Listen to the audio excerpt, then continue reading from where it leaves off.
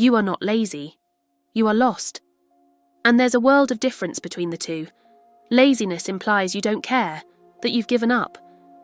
But if you found yourself here, listening to these words, trying to understand why you feel stuck, that means there's still a spark in you.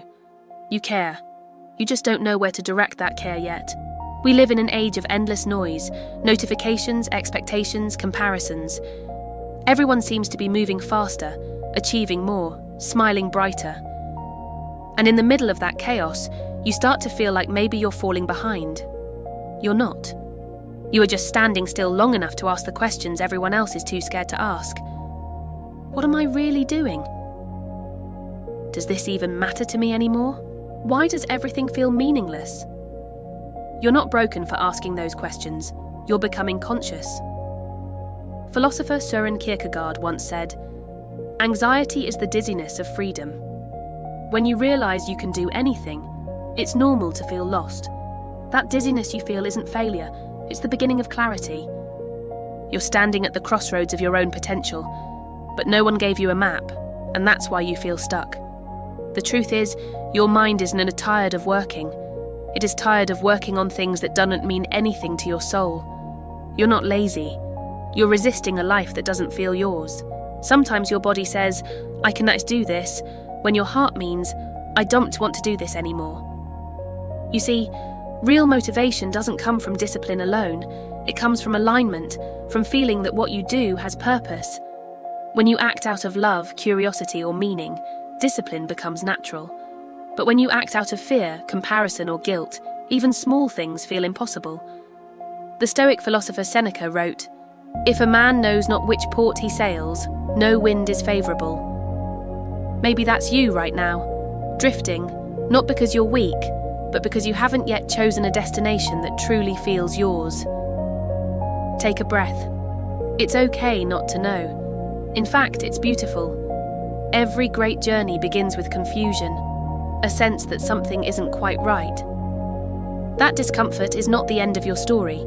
It's the first page. You might feel guilty for not being productive, but pause for a second.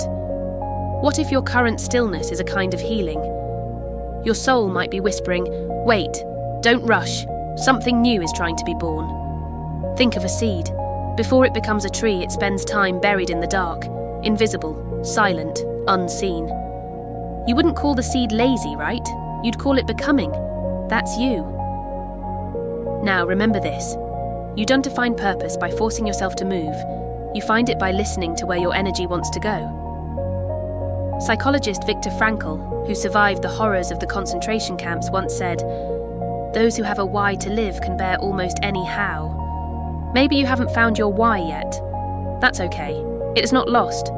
It is waiting for you to slow down enough to hear it. So here's a thought experiment. When was the last time you did something?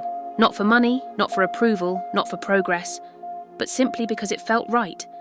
That moment when time disappeared and you were just there, present, alive, free. That's not laziness, that's alignment.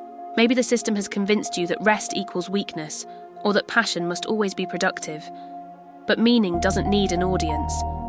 Joy doesn't need a reason. Take a walk without your phone. Listen to music from your childhood. Write something no one will ever read. Remember what it feels like to exist without performance. Because somewhere in that space between doing and being, you'll rediscover your direction. Aristotle said, "We are what we repeatedly do." Excellence, then, is not an act, but a habit. But here is the missing part. Those habits must be built upon values that belong to you, not to someone else's dream. The moment you stop chasing what the world tells you is success, you create room to find what actually brings you peace. And peace, not perfection, is what fuels real progress. There will still be days where you feel heavy, where even brushing your teeth or answering a message feels like climbing a mountain. On those days, don't punish yourself. Just take one small step. Drink water. Open the window. Let the sunlight hit your face. The smallest act done with intention has more power than 1,000 forced efforts done from guilt. Psychologist Carl Jung said, "Until you make the unconscious conscious, it will direct your life and you will call it fate." So bring light to your shadows. Ask yourself, what do I need right now? Not, what should I be doing? But, what does my soul need to feel alive again? Sometimes the answer will be movement. Sometimes it will be stillness. Both are valid. You are not behind.